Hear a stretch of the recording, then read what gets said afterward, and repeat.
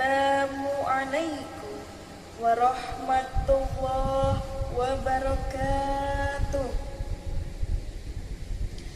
Alhamdulillahilladzi hadana lihada wa ma kunna linahtadiya laula an hadanallah.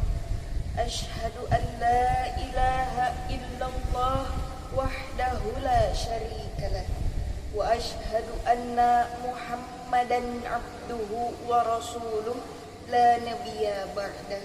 Amma ba'd. Qala Allah ta'ala fi kitabil Qur'anil Karim. A'udzu billahi minasy syaithanir rajim. Bismillahirrahmanirrahim. Ya ayyuhalladzina amanu la taqrabus shalah wa antum syukar. Al-ayah. Sadaqallahul adzim.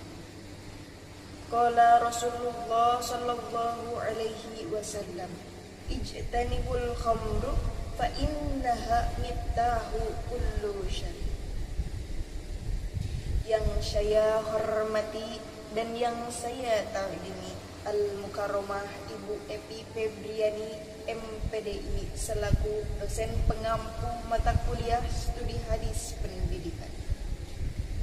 Dan yang saya sayangi teman-teman kelas F Prodi Pendidikan Agama Islam yang mudah-mudahan diberi kelancaran dalam mencari ilmunya.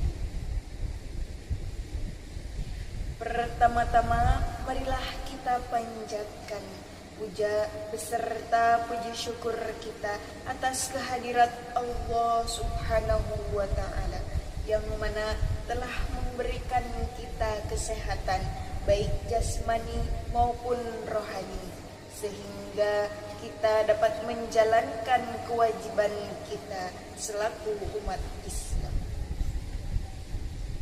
Shalawat serta salam semoga tetap tercurah limpahkan kepada baginda Nabi besar kita, yakni Habibana wan Nabiyana war Rasulana wa Maulana Kanjeng Nabi Muhammad sallallahu alaihi wasallam.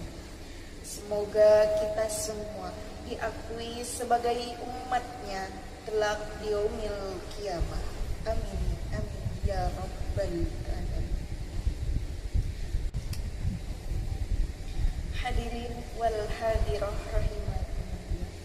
Kata Allah, ya ayyuhalladzina amanu la taqrabus shalah wa antum syukar. Wahai orang-orang yang beriman, janganlah kamu mendekati salat ketika kamu dalam keadaan mabuk. Kenapa tidak boleh mendekati salat ketika dalam keadaan mabuk? Ada yang tahu tidak? Oleh karena itu, adanya saya di sini akan menyampaikan sedikit materi yang saya garis bawahi bahaya mabuk dan larangannya di dalam Islam. Hadirin rahimakumullah. Mabuk adalah kondisi di mana seseorang kehilangan kesadaran atau kendali atas pikiran, ucapan dan tindakannya akibat pengaruh zat tertentu seperti halnya alkohol, narkoba atau obat-obatan terlarang.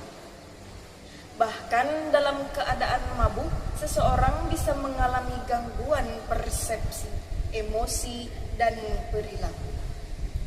Oleh karena itu, Allah melarang hambanya untuk tidak menunaikan sholat dalam keadaan mabuk. Sebagaimana firman Allah dalam Al-Quran, surah An-Nisa ayat 43 yang berbunyi, A'udzu billahi minasyaitonir rajim. Bismillahirrahmanirrahim. Ya ayyuhalladzina amanu la taqrabus shalah wa antum syukar hatta ta'lamu ma taqulun. Wahai orang-orang yang beriman, janganlah mendekati sholat sedangkan kamu dalam keadaan mabuk sampai kamu sadar apa yang kamu ucapkan. Jelas Allah katakan, Wahai orang-orang yang beriman, janganlah kamu mendekati sholat ketika kamu dalam keadaan mabuk, sampai kamu sadar apa yang kamu ucapkan. Mengapa Allah melarang kita untuk mendekati sholat dalam posisi kita sedang mabuk? Karena sholat itu adalah ibadah yang membutuhkan kesadaran penuh, kekhusyuan, dan pemahaman terhadap apa yang kita ucapkan dan apa yang kita lakukan. Sedangkan dalam keadaan mabuk, akal seseorang dapat terganggu sehingga ia tidak mampu menjalankan sholat dengan benar dan penuh makna. Hadirin rahimakumullah.